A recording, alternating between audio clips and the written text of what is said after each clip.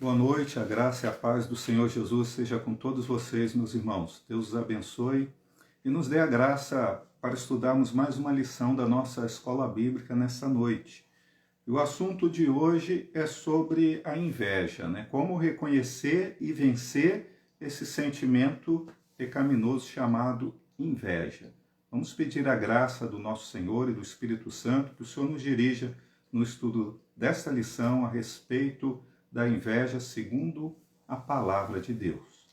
Senhor, nós pedimos tua bênção, a graça e a direção do Senhor nesse tempo que estamos separando para estudarmos da tua palavra, Senhor, a respeito deste assunto da inveja. Que o Senhor traga cura, edificação, Senhor, para a nossa fé.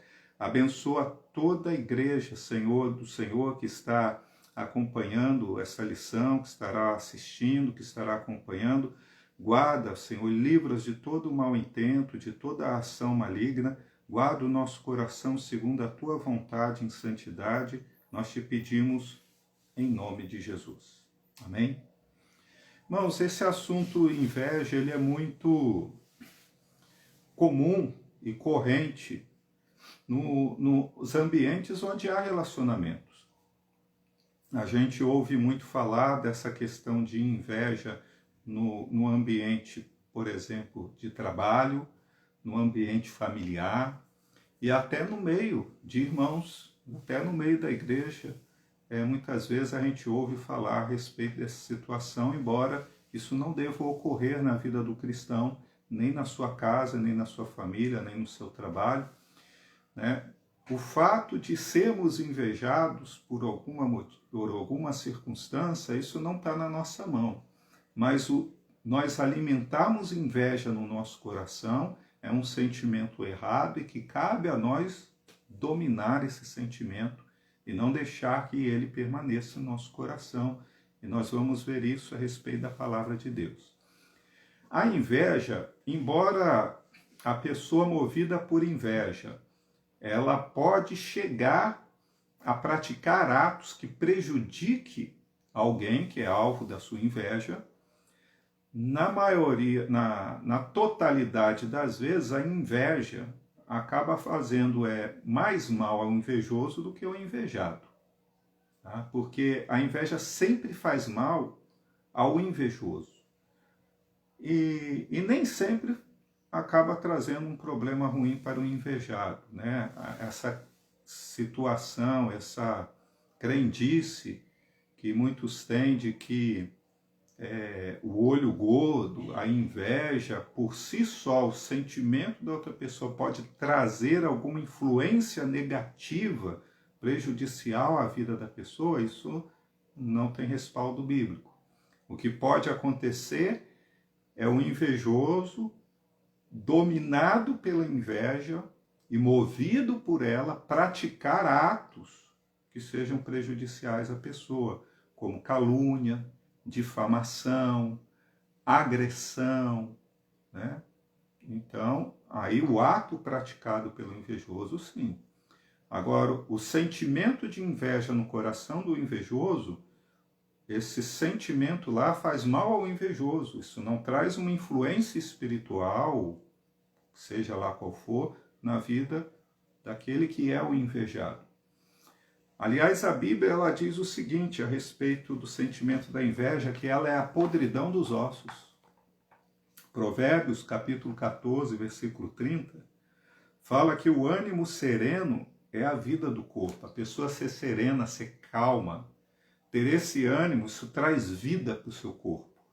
Mas a inveja é a podridão dos ossos.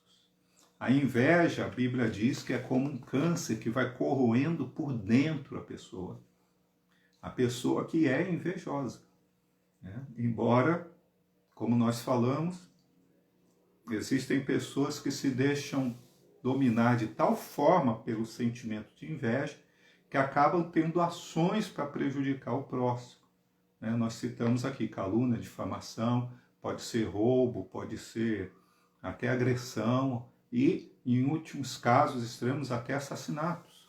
Nós vamos ver exemplo disso na Bíblia. Mas esta inveja é a podridão para os ossos daquele que tem esse sentimento. E isso nós não podemos deixar no nosso coração. O novo dicionário Aurélio, ele define inveja de duas formas. Ele traz duas definições aqui. A primeira, inveja como desgosto ou pesar pelo bem ou pela felicidade de outro. Tá? É aquele sentimento de pesar e de desgosto por ver o outro feliz e bem-sucedido. Essa é a definição do dicionário Aurélio. E tem uma segunda definição de inveja, ou ainda o de desejo violento de possuir o que é do outro, o bem do alheio. Tá?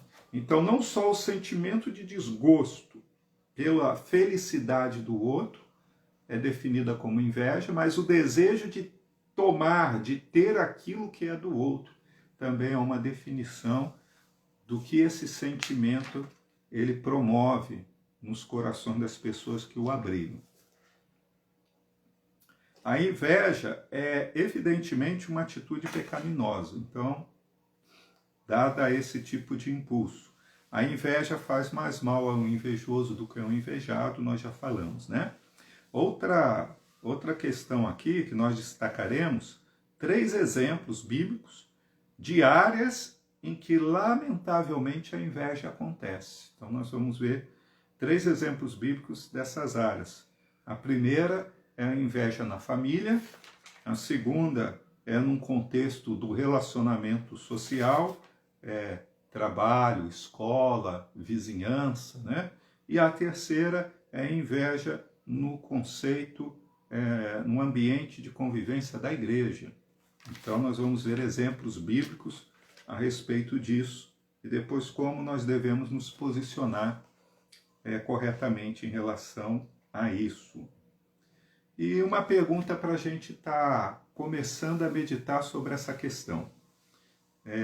A inveja em família, no seio da família. Você já parou para pensar, né, no seio da família, no meio da sua família tem inveja? Né? Entre irmãos, né? Pai, filho, primo, neto. Então eu vou fazer algumas perguntas para você estar meditando, estar refletindo. Você já sentiu inveja de alguém da sua família? Você já sentiu? Tá? Não quero que você pense no momento se você já percebeu que alguém da família teve inveja ou tem inveja de você. Você já sentiu inveja de um irmão porque talvez ele tenha sido esse irmão ou a irmã, você sim sente que ele era ou é o preferido do pai ou da mãe? Já sentiu inveja por essa situação? Já sentiu inveja de uma irmã, de uma prima, porque ela era mais bonita que você? Na adolescência, na juventude? Já sentiu inveja de um irmão, de um primo, porque ele ganhava mais presentes melhores ou ganhava mais elogio dos seus pais ou dos seus avós do que você? Já sentiu inveja da família de um irmão, de uma irmã, de um primo, de uma prima, porque eles trocaram de carro e você não pôde trocar de carro, eles tiveram um carro novo e você não pôde ter? Já sentiu inveja de um cunhado, de um outro parente próximo, porque tem um salário melhor que o seu? E às vezes você acha que ele nem é tão competente, ela nem é tão competente assim quanto você? Já sentiu inveja de uma irmã, de uma cunhada, porque os filhos dela são mais comportados que os seus? São mais educados que os seus? São mais obedientes que os seus? Então, se já sentiu, né, é importante a gente parar, refletir e ver a necessidade de pedir perdão a Deus. Né? Porque esse sentimento, ele desagrada a Deus e ele pode levar a atitudes, né, pecaminosas muito maiores. Ele atrapalha e impede o agir de Deus e impede que Deus aceita aquilo que nós fazemos para Ele. Nós vamos ver isso na palavra do Senhor, aqui em Gênesis capítulo 4, versículo 1 a 12. Nós vemos aqui a história de Caim e de Abel. Gênesis 4, do 1 a 12, eu vou ler. Conheceu Adão a Eva, sua mulher, e ela concebeu e teve a Caim e disse: alcancei do Senhor um homem. Tornou a dar à luz e teve Abel, seu irmão. Abel foi pastor de ovelhas e Caim foi lavrador da terra. Ao cabo de dias trouxe Caim do fruto da terra uma oferta ao Senhor. Abel também trouxe dos primogênitos das suas ovelhas e da sua gordura.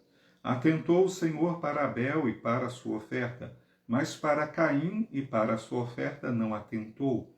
E irou-se Caim fortemente, descaiu o semblante. Olha aqui uma situação em que um irmão sentiu inveja do outro, porque ele percebeu que Deus se agradou mais do irmão do que dele. Mais da oferta do irmão do que da dele. Agora, interessante aqui que a Bíblia diz que o Senhor se agradou de Abel e da sua oferta, por consequência. E o Senhor não se agradou de Caim e, por consequência, da sua oferta. A gente lendo essa passagem rapidamente, sem prestar muita atenção, a primeira impressão que nos dá é que o Senhor gostou mais da oferta de Abel do que da oferta de Caim, simplesmente porque as ofertas eram diferentes. Um ofereceu um cordeiro, o outro ofereceu frutos da terra. Né? Trigo, figo, sei lá que frutos eram. E aí dá a impressão assim, Deus, eu gostei mais disso, do cordeiro, do que dos frutos. Não, irmãos, a Bíblia diz que Deus se agradou de Abel. Por isso o Senhor se agradou da oferta dele. Fosse frutos da terra, fosse o cordeiro. Deus não se agradou de Caim. Por isso o Senhor não se agradou da oferta dele. Você lembra que Jesus falou que quando você for apresentar uma oferta diante do altar a Deus, seja lá que oferta for, seja um cordeiro, seja fruto da terra, seja dinheiro, e o Senhor diz ali, se ali se lembrar que teu irmão tem algo contra ti, você não está em comunhão, você tem um desentendimento com teu irmão, Jesus falou, deixa a tua oferta ali. Vai se reconciliar primeiro, depois apresenta a tua oferta, porque do contrário, a tua oferta não vai ser aceita. E por que a oferta não seria aceita? Jesus falou, porque o coração não está correto diante de Deus. Não adianta querer apresentar oferta, sacrifício de louvor, de adoração, de oração, né? De dízimos, de primícia, seja o que for, para agradar a Deus, se o meu coração não está agradando ao Senhor. Porque Deus olha primeiro para o meu coração, para o seu coração. E Deus olhou o coração de Caim e não se agradou dele, por isso não se agradou da oferta dele. Caim deixou que isso trouxesse mais ressentimento do que ele já estava guardando no seu coração contra o seu irmão.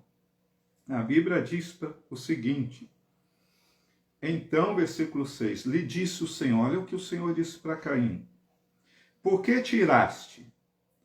Por que descaiu o teu semblante? Se procederes bem, não serás aceito?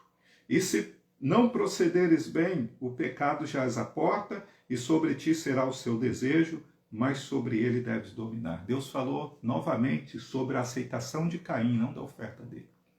Deus falou, eu não aceitei você porque o teu procedimento não está bom. Se você proceder corretamente, eu vou aceitar você. Eu vou aceitar a tua adoração, eu aceito a tua oferta. Mas se você não proceder bem, cuidado que o pecado já está à porta para ser cometido. E a palavra de Deus diz, o desejo do teu coração, que era mau, será contra você. E cabe a você dominar isso. Aquele sentimento de inveja e de ira contra o seu irmão iria destruir também a alma de Caim. Deus falou para ele, você tem que dominar esse desejo. Disse Caim ao seu irmão Abel, vamos ao campo. Estando ele no campo, Caim se levantou contra seu irmão Abel e o matou. Disse o Senhor a Caim: onde está Abel, teu irmão? E ele respondeu: não sei, acaso sou eu guardador do meu irmão? Disse Deus: que fizeste? A voz do sangue do teu irmão clama a mim desde a terra. Agora maldito és desde a terra que abriu a sua boca para receber das tuas mãos o sangue do teu irmão. Quando lavrares o solo, não te dará mais a sua força. Fugitivo e errante serás pela terra. Irmãos, aquele sentimento de ira, de inveja no coração de Caim com o seu irmão, Deus alertou ele e falou: você precisa se consertar, você precisa dominar esse mau desejo, isso vai acabar se virando contra você. Ele não deu ouvidos à voz do Senhor. Acabou ferindo e matando seu irmão. Deus o amaldiçoou por isso. Houve maldição na vida de Caim por conta disso. A família é o ambiente em que mais vivemos durante os primeiros anos da nossa vida e, consequentemente, é natural que os nossos primeiros grandes problemas de relacionamento aconteçam ali. Uma briga, uma discussão, uma inveja, um ciúme. As dificuldades que ocorrem no relacionamento entre irmãos são muitas e marcam muitas pessoas. Talvez a maior luta esteja exatamente no relacionamento, relacionado às disputas, diferenças de oportunidades ou até de habilidade para aproveitar as oportunidades. A crise na família de Adão é um bom exemplo de inúmeros dramas familiares na história da humanidade. O resumo dos fatos é simples: Abel fez uma oferta e o Senhor aceitou a Abel e a oferta dele, enquanto que a Caim e a sua oferta foram rejeitados. Isso trouxe profunda tristeza no coração de Caim. Ele foi tomado por tamanha inveja e ira que acabou por assassinar seu irmão. E entre a concepção do pecado e a prática do homicídio se deu algo realmente extraordinário, pois o próprio Deus foi ao encontro de Caim para adverti-lo do perigo iminente e disse: o seu desejo, Caim, será contra ti, mas a ti cumpre dominá-lo. Você precisa controlar esse desejo maligno no coração. Um pecado com grande poder de dominação é a inveja. A palavra de advertência do Senhor: o seu desejo será contra ti, evidencia o perigo devido ao poder destrutivo e dominador da inveja.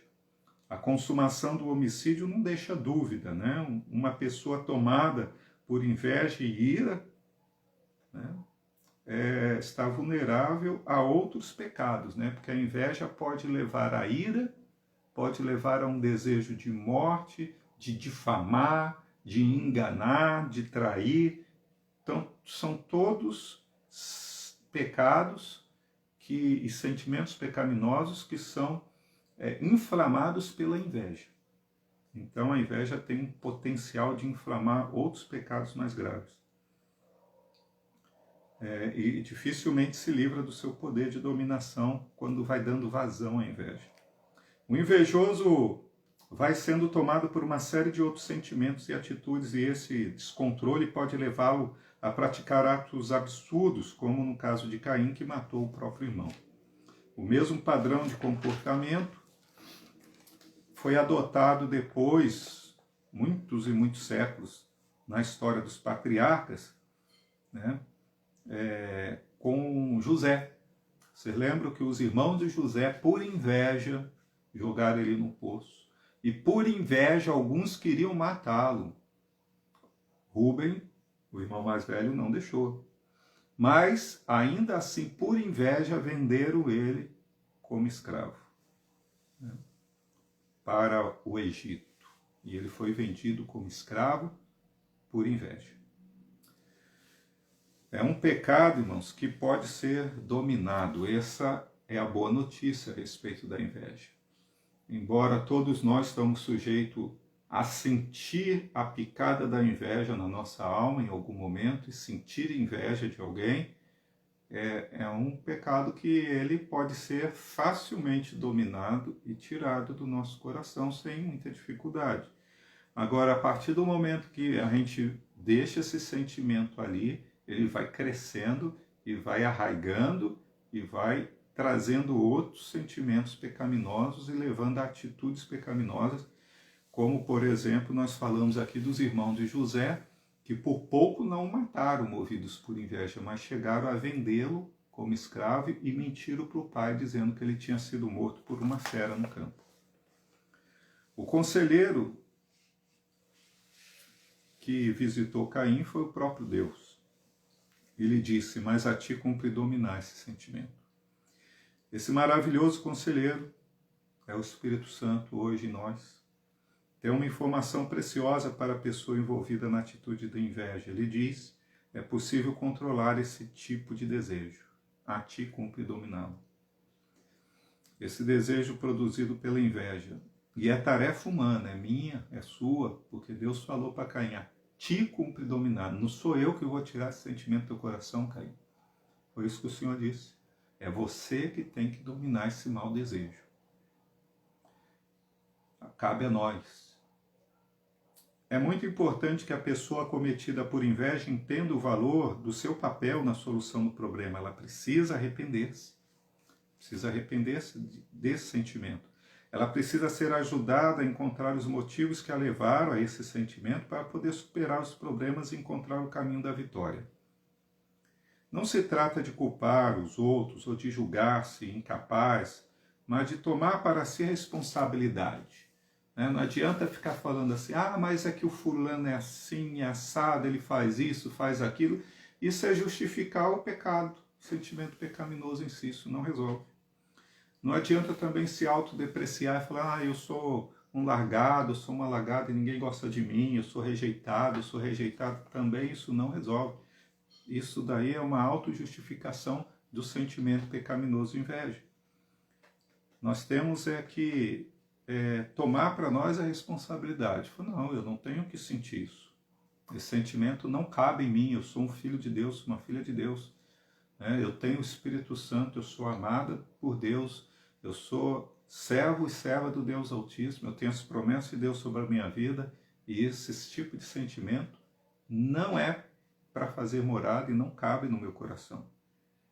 Chamar a responsabilidade para si com a graça de Deus, encontrar o caminho mais adequado. Se precisar, às vezes, de uma ajuda, de um aconselhamento, é bem-vindo. No caso de Caim, ele fez a opção errada, chegando ao absurdo de matar seu próprio irmão, e a consequência do ato foi um juízo de Deus sobre a vida de Caim. Segundo exemplo bíblico, nós vimos aqui um exemplo bíblico da ação da inveja na família. Agora, na sociedade, no relacionamento social, no trabalho, escola e vizinhança. Vamos pegar um exemplo bíblico aqui em 1 Reis, capítulo 21. 1 Reis, capítulo 21, do 1 ao 19, eu não vou ler o texto todo, mas aqui fala do rei Acabe, na época em que ele reinava sobre Israel. Sua mulher, Jezabel, era uma rainha, você já ouviu falar muito dela em pregações, em estudos, terrível, idólatra, extremamente maligna. Acabe era um homem invejoso. Do lado do palácio real havia uma vinha de um homem chamado Nabote. E esta vinha era a vinha mais bonita ali de toda a região de Samaria. E Acabe cobiçou, teve inveja da vinha de Nabote por ter aquela vinha tão bonita, e procurou então comprar.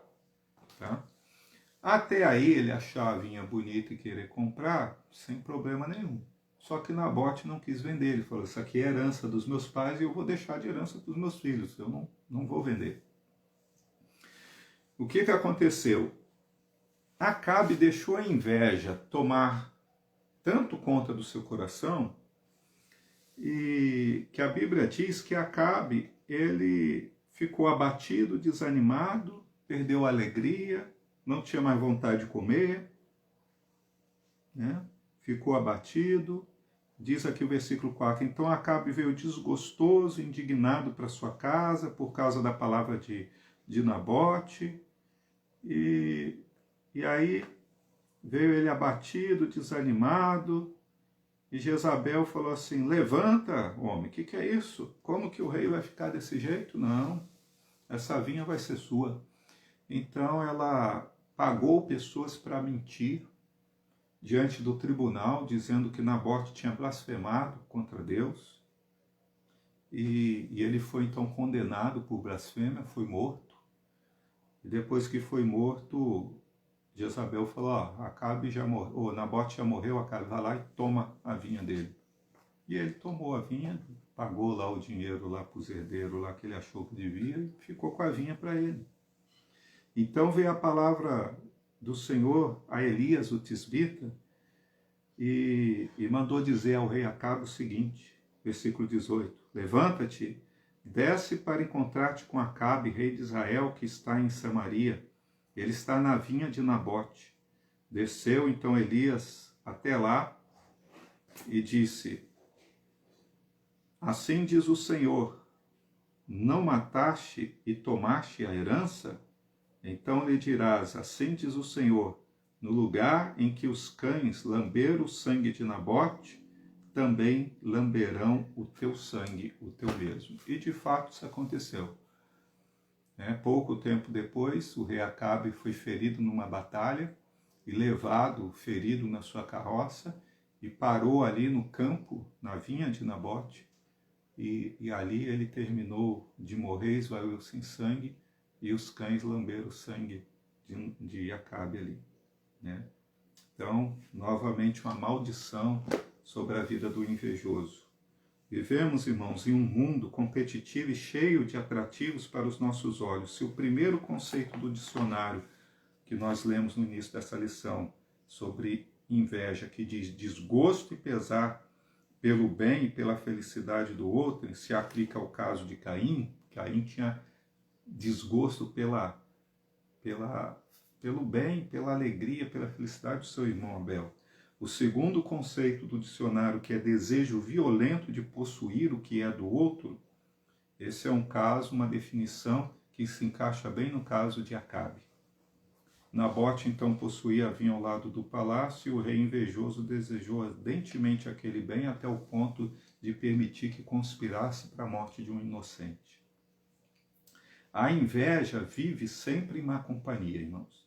Inveja quase que se mistura com cobiça, um dos pecados registrados nos 10 mandamentos. Não cobiçarás nem a mulher do teu próximo, nem a propriedade do teu próximo, os bens, o animal, nada que é do teu próximo. Inveja não anda só, porém sempre muito mal acompanhada. Os diversos textos que tratam de inveja geralmente a colocam na companhia da maldade, da soberba, da mentira, do cinismo e da morte. O desejo despertado pela inveja é tão poderoso que acaba por tornar-se a ocupação única do invejoso. Acabe não desejava mais comer ou fazer qualquer outra coisa. A combinação de pecados relacionados à inveja produz um veneno tão poderoso que ameaça de morte tanto as pessoas à sua volta como o próprio invejoso. O invejoso vive em má companhia, né? Pode acontecer de um invejoso agir de modo solitário, mas impressiona muito o fato de que ele geralmente tem cúmplices, parceiros de pecado. Foi o caso de Acabe, que Jezabel foi sua parceira e ela conseguiu ainda outros para mentirem ali por eles. Inveja contamina. Acabe era casado com Jezabel, uma poderosa e má rainha, que não tinha escrúpulos nem temia Deus. As pessoas próximas podem nos influenciar por comentários maledicentes, movidos por inveja no coração do invejoso, da invejosa, pode fazer esse sentimento de inveja crescer no teu coração também. Cuidado, porque as companhias nos influenciam e elas podem nos influenciar positivamente ou negativamente. Cuidado e se afaste de influências negativas. Ande com pessoas que tenham princípios e valores que agradam a Deus. Honestidade, bondade, misericórdia, busca de santidade, agradar ao Senhor. Então, isso é importante. Nós distinguirmos nas amizades, nas nossas companhias. As pessoas próximas de nós trazem influência. Além de uma esposa que não apenas encorajou o pecado, mas até contribuiu de forma decisiva para a prática pecaminosa, Acabe encontrou um sistema injusto que favoreceu a sua prática repulsiva. Sempre devemos estar alertas para o fato de que o mundo jaz no maligno e tem se tornado um ninho aconchegante para que o pecado cresça, venha à luz e cause os males da destruição e da morte. E aí eu faço a pergunta, né? Você já teve inveja de um vizinho, de uma vizinha, de um colega de trabalho ou da escola, né? De um vizinho porque a casa dele era melhor que a sua, o carro melhor que o seu, ou de um colega de trabalho porque ele foi promovido, ela foi promovida e você não? Ou de repente de um outro colega de trabalho que parece que o chefe gosta mais dele do que mais do serviço dele do que do seu, elogia o serviço dele, não elogia o seu. Já teve inveja de um colega, de uma colega da escola? Parece que ele é mais benquisto pelos professores do que você, né? Parece que é mais popular com os demais colegas do que você. Então, se já sentiu, se já teve esse sentimento, se ele ainda está aí, né, precisa confessar esse pecado de inveja ao Senhor, pedindo perdão e libertação. Nós vamos ver agora o terceiro exemplo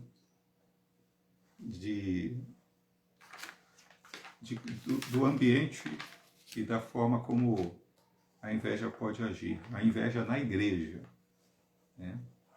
Nós temos um exemplo bíblico aqui de Ananias e Safira. Atos capítulo 4, versículo 36 a seguir, diz assim, Atos 4, 36.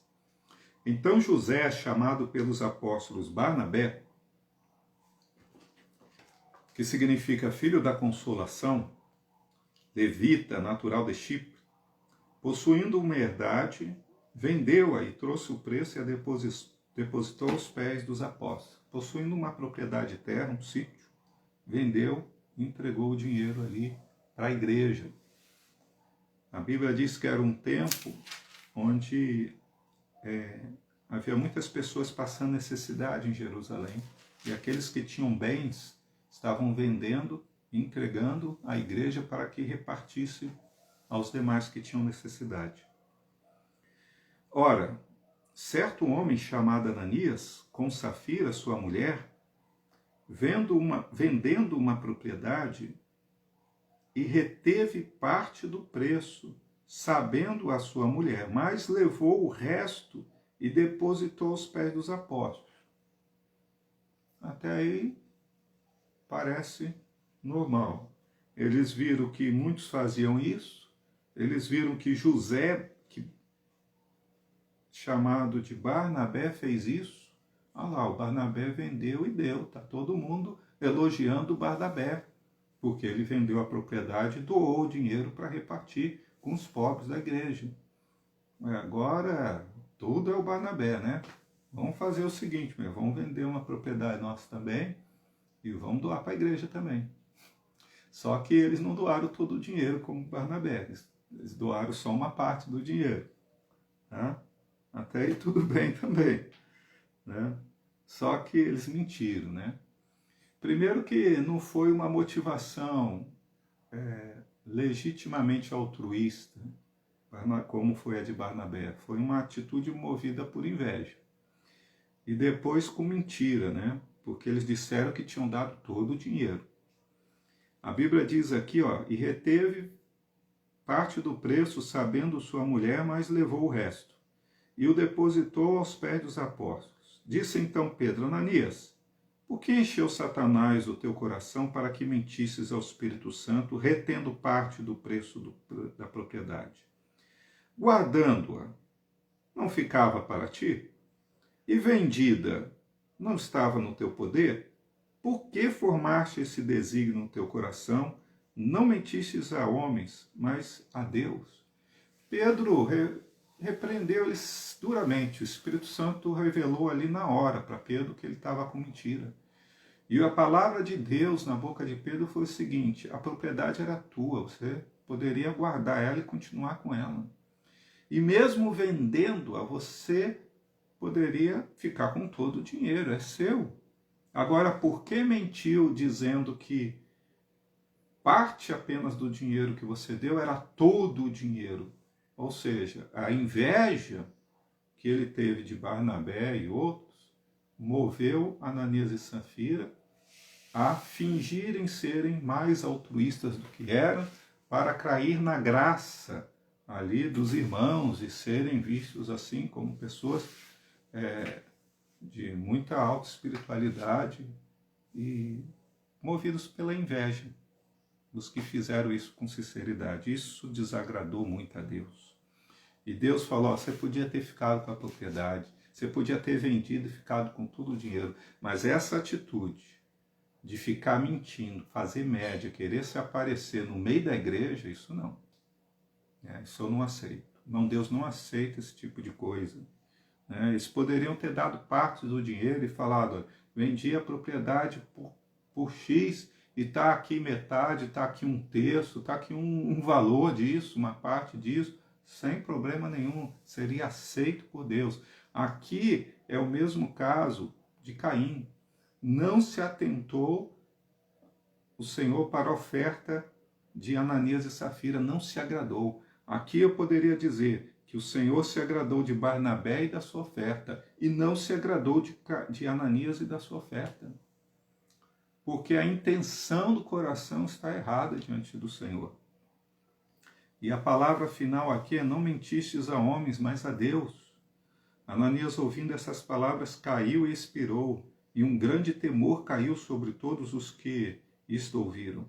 Levantando-se os jovens, cobriram o morto e, transportando-o para fora, o sepultaram. Passado um espaço de quase 3 horas, entrou também sua mulher, não sabendo o que havia acontecido. Perguntou-lhe Pedro: dize-me, vendeste por tanto aquela propriedade? Respondeu ela: sim, por tanto. Então Pedro lhe disse: porque é que entre vós concordastes para tentar o Espírito do Senhor? Estão aí à porta os pés dos que sepultaram teu marido e também te levarão. E imediatamente ela caiu aos seus pés e expirou. Entrando os jovens, acharam-na morta e a sepultaram junto do seu marido. E houve grande temor em toda a igreja e em todos os que ouviram estas coisas. Irmãos, mais uma vez, assim como no caso de Caim, de Acabe, também no caso de Ananias e Safira, o resultado foi o juízo de Deus sobre as vidas dos invejosos. Então, temos nesse casal a lamentável informação de que a inveja é algo que se intromete na comunidade da fé, causando sofrimento e até mesmo na igreja do Senhor Jesus. A história tem início, então, no fato de muitos irmãos então terem tomado a decisão de vender as propriedades, e depositar aos pés dos apóstolos. E Ananias e Safira resolveu imitar a prática, porém não fez isso com coração íntegro, mas com mais intenções, e com engano no coração. O caráter destrutivo dessa atitude, movida pela inveja, ficou evidente. A inveja destrói o ambiente saudável da igreja. Mesmo levando em conta o registro da prisão de Pedro e João, que no começo da igreja os apóstolos foram presos, pode-se dizer com segurança que a história da igreja, inicialmente primitiva, ela é bastante animadora, A gente vê aí todos vivendo em comunidade, todos os dias se reunindo de casa em casa, se reunindo no templo. E o retrato que temos é de uma igreja com o poder do Espírito Santo, sermões abençoados, muitas conversões, batismo, cura, uma belíssima comunhão dos salvos, um ambiente excelente. Quando chega aqui no capítulo 5 de Atos, a gente começa a ver o problema, a tristeza no seio da igreja por causa de atitude de irmãos invejosos do outro. Você vê como que a inveja ali, ela atrapalha e até esse ambiente de comunhão, de alegria. Embora houve temor, Deus trouxe um juízo imediato naquele momento para que houvesse temor. A inveja destrói a vida abundante dos membros da igreja. Além do mal que se destina à comunidade, a inveja produz danos irreparáveis na própria pessoa do invejoso.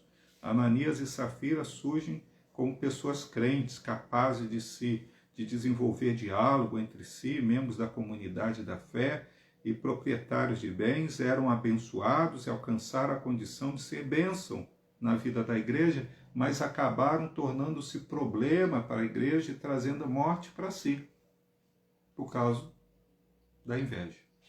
Provérbios 14, 12 diz que há caminho que ao homem parece direito, mas o fim deles é um caminho de morte. E aí uma pergunta para a gente refletir. Você já sentiu inveja de algum irmão, de alguma irmã na igreja? Porque, de repente, ele ou ela executa uma função na qual você gostaria de atuar e não atua? Porque o ministério que ele exerce é mais reconhecido pelos outros do que o seu, ele é mais visto pelos outros do que o seu, que quase ninguém vê?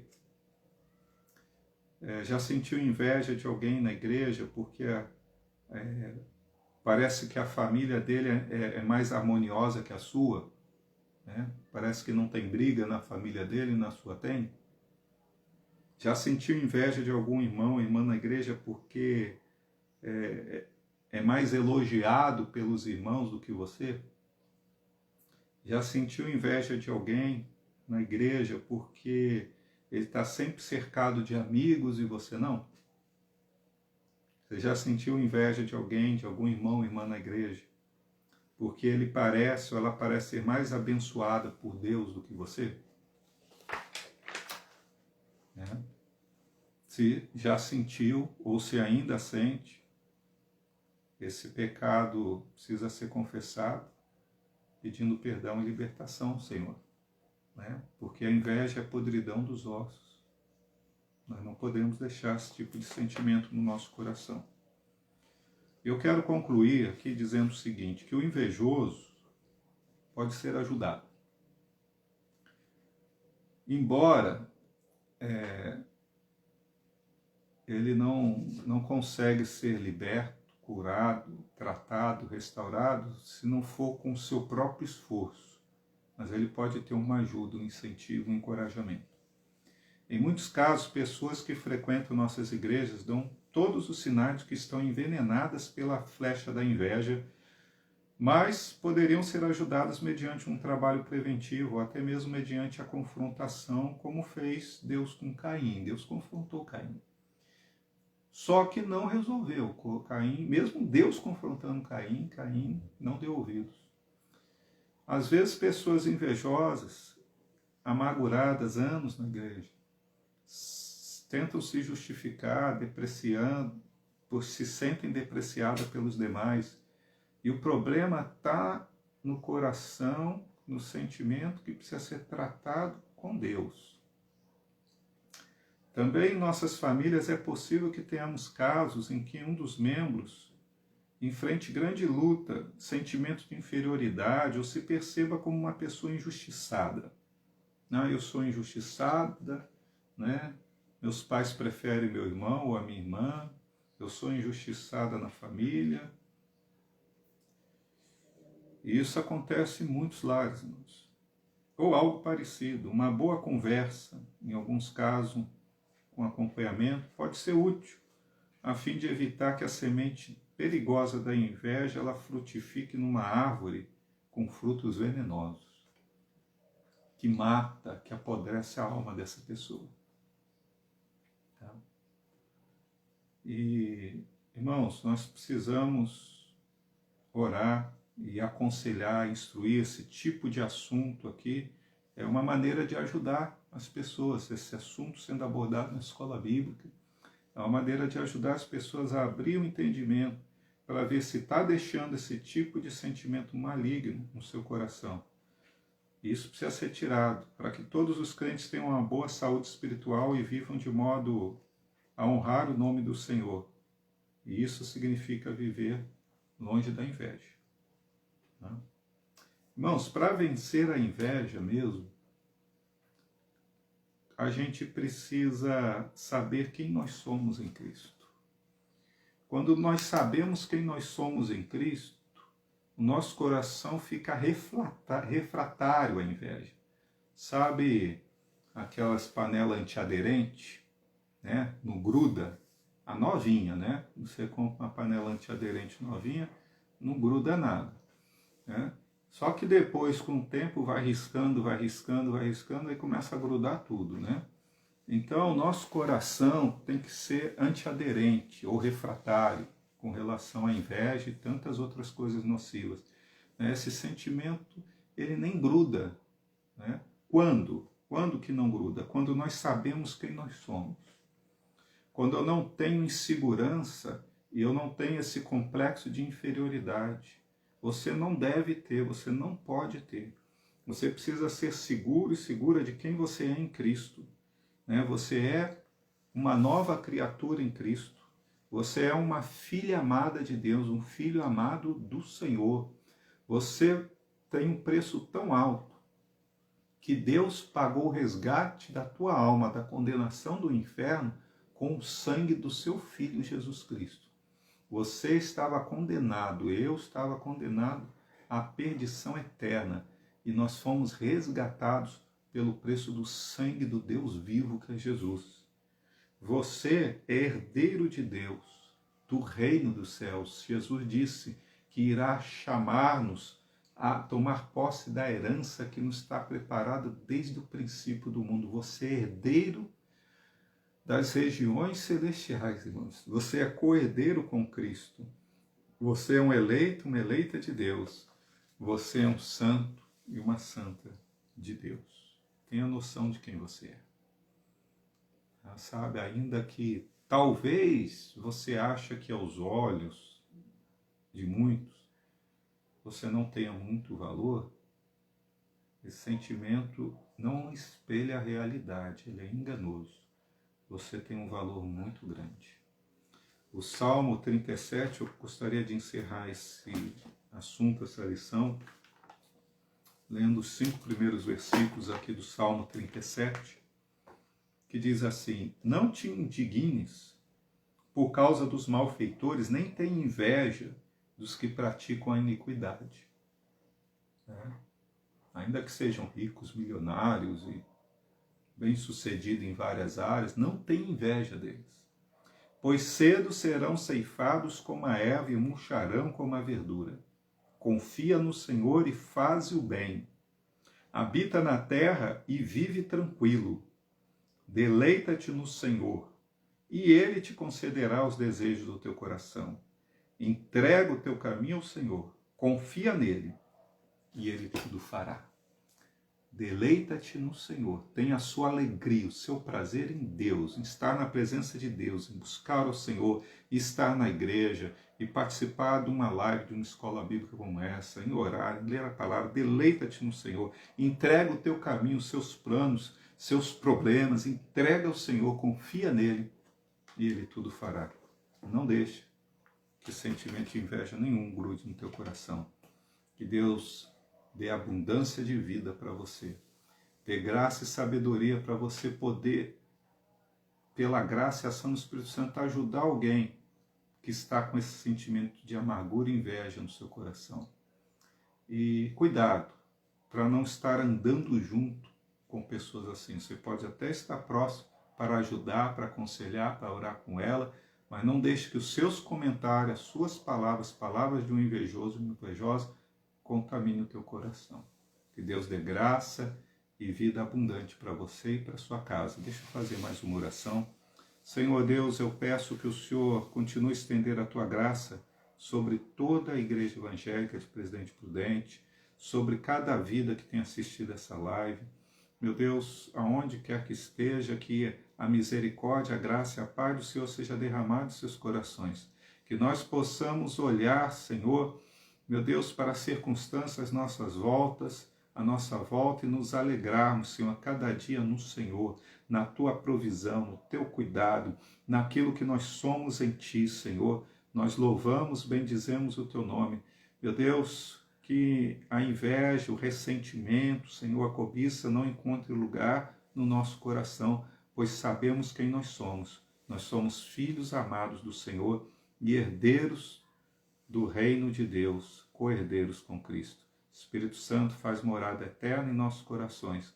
Traz graça, paz, Senhor, sobre todos os lares que têm assistido essa ministração e cada família da tua igreja. Nós te pedimos e damos graças a ti em nome de Jesus. Amém. Deus abençoe em nome de Jesus.